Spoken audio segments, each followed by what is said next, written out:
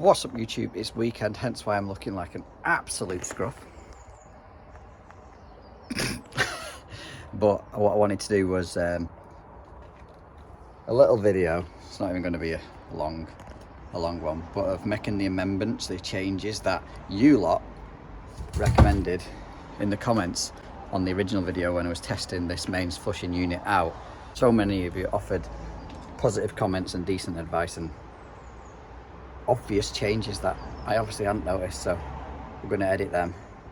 Editing like it's a video. We're going to edit it, chop it down, crop it, and copy and paste, and yeah, make this a little bit better. So the first thing that people suggested, or one person at least suggested, is these two valves. If we have the cold water obviously coming in here, splitting off to the two circuits, flow and return, when these two valves are off, there's no need for that one. There's no point, because them two will hold the water back. So if I wanted it to go around the flow, we'd just open that side, shut it off. If I wanted to open the return, open that side. So there's no need for that valve, so we'll get rid of that first.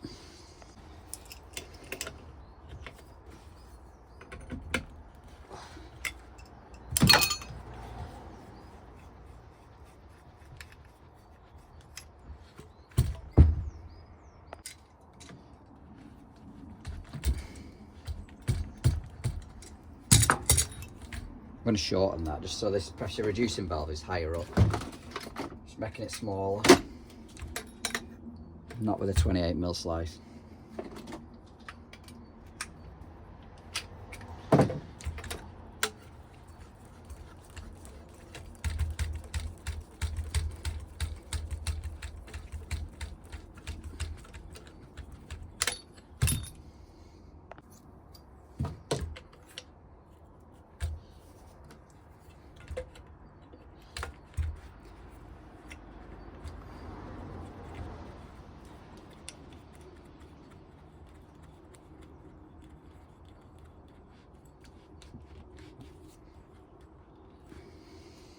Right, so that's that made it even smaller still. What I'm going to do next is remove this and put a double check valve on, although most of the time we connect onto an outside tap which should have a double check valve, just in case there's, well, to make it a bit more approved for water eggs in case there's any back siphonage, but a double check valve on this inlet before the hose connection. And then there's another little bit I want to do.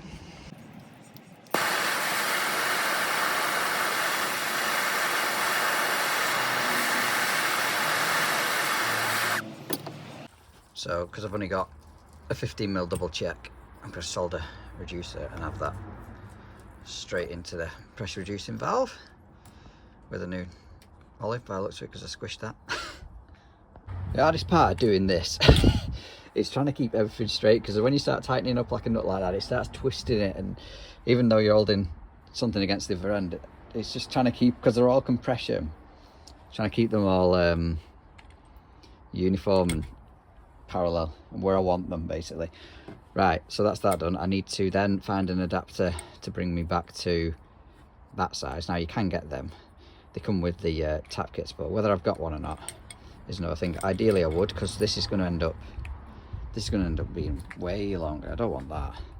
So if I can get an adapter straight onto that double check, that should be sound. Right, now the next thing that people are recommending, which is a really good idea, is so you only need one dump hose. Tee them both together. Ooh, obvious. How am I going to make that look neat? I'm not entirely sure. Probably just bring it down to one T on one side, and like a bend over the top of this, or an offset, I think. Well, I didn't think I was going to be able to do that, but I even got the nut and olives off the end of these reducers. Normally it crushes the plastic that much that you can't.